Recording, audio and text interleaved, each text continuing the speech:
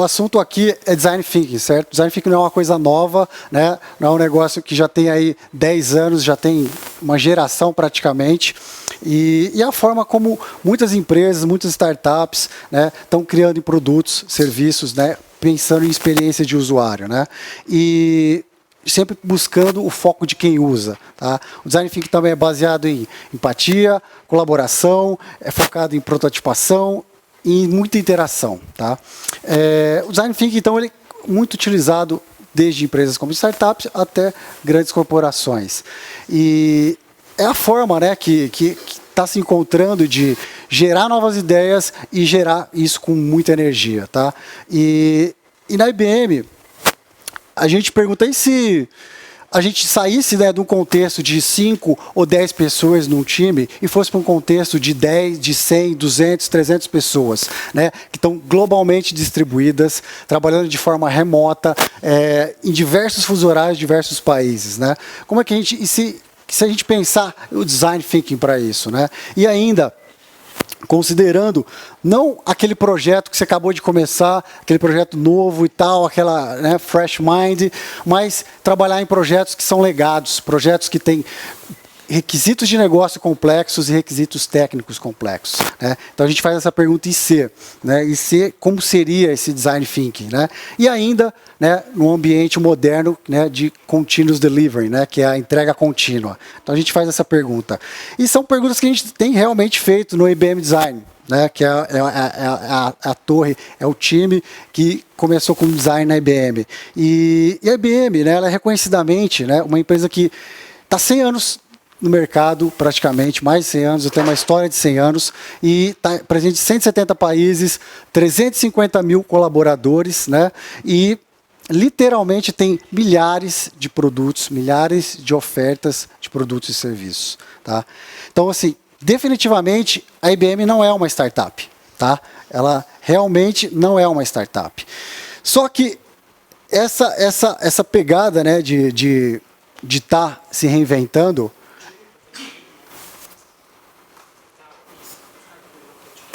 tá, essa pegada de estar se reinventando, ela literalmente ela tem uma tradição em se reinventar. Esse é o ponto. E essa tradição de se reinventar, né, ela remete a esse dinamismo de startups também. Né? Por quê? Porque quando ela se reinventa, ela promove mudanças. Né? Ela já teve várias reinvenções, várias mudanças de posicionamento no mercado. Né? E esse espírito, né, de se reinventar foi o que levou, né, há 3 anos a IBM criar a mudança de cultura pelo design, a criar, trazer pessoas, contratar mais de 1.200 designers em um ano, tá?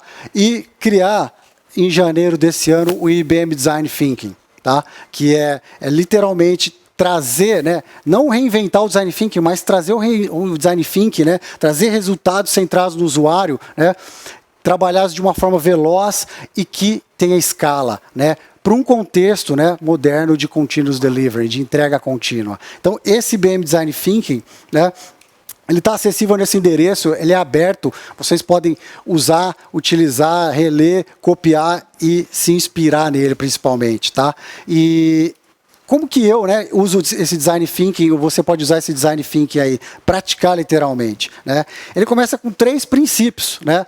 A gente usa foco nos resultados para o usuário. Isso, né, pode parecer óbvio, mas se traz para um contexto de empresas, da realidade, isso não é realmente o que é observado. É diferente de foco do cliente. Foco no usuário é realmente perceber qual que é o resultado que o cliente quer da perspectiva dele. E fazer isso de forma corporativa é muito mais difícil do que fazer num grupo de 5 a 10 pessoas. Tá? Né?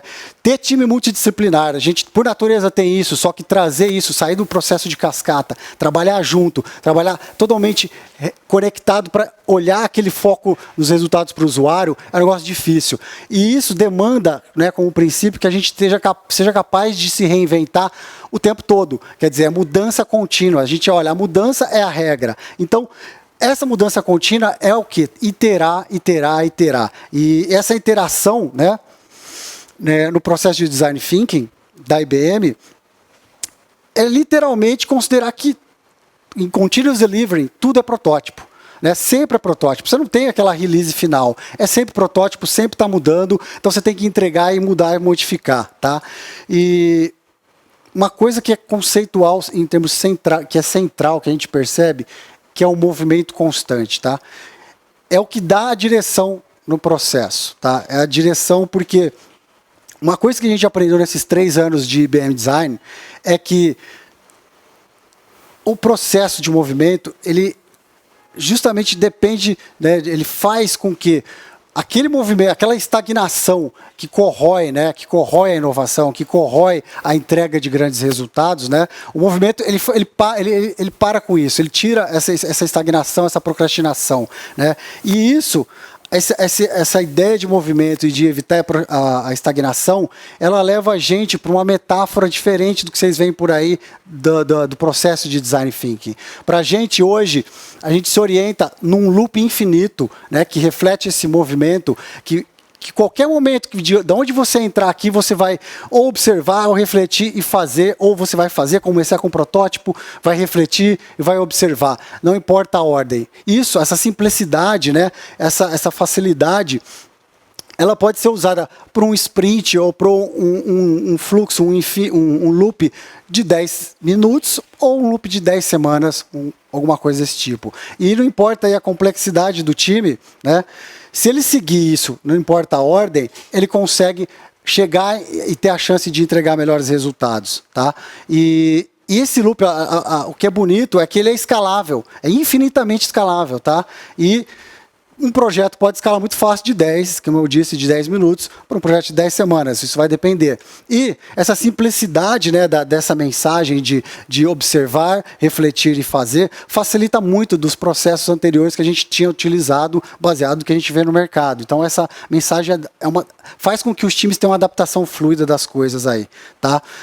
Práticas chaves que a gente tem são justamente o que a gente chama de RIOs, né, que é o que alinha o usuário, né, e o time todo no o que vai ser feito, para quem vai ser feito e qual é a experiência wow que a gente vai entregar. Tá? Segundo prática-chave, playback, é onde todo mundo, esse time distribuído, esse time remoto, se junta para justamente mostrar um protótipo e conversar sobre ele, falar sobre esse protótipo. A gente mostra, a gente não fala. Então, essa é a nossa regra de trabalhar e conectar os times. E os sponsor users não são, né, os usuários personas. Isso no mundo corporativo, que a gente atende clientes dos nossos clientes, é um negócio muito complexo você chegar nos usuários finais e ter ele o tempo todo. Então, a gente tem personas, mas isso aqui não é persona. Isso aqui é um usuário que faz parte da nossa base, que ele participa do processo. Para quê? Para ocupar aquele gap entre o que a gente acha e o que realmente é feito na realidade. Então, essa é a base, inclusive vocês podem se cadastrar como sponsor users, né? E, lógico, a gente tem todo lá as ferramentas, aquela coisa que a gente está acostumado a utilizar do design thinking, de post-its, storyboards, mapas de empatia, né, jornadas, tudo isso aí para realmente, né, gerar resultados aí, tá? Princípios, práticas e o loop, né? O loop infinito aí, né? Tudo isso para juntar, sair de uma dúvida, de uma observação, andar pelo loop infinito e chegar numa afirmação que a gente pode entregar alguma coisa que gera grande resultado, tá? Esse é o IBM Design Thinking aí, que foca justamente em entregar resultados centrados no usuário para um mundo de continuous delivery. É isso.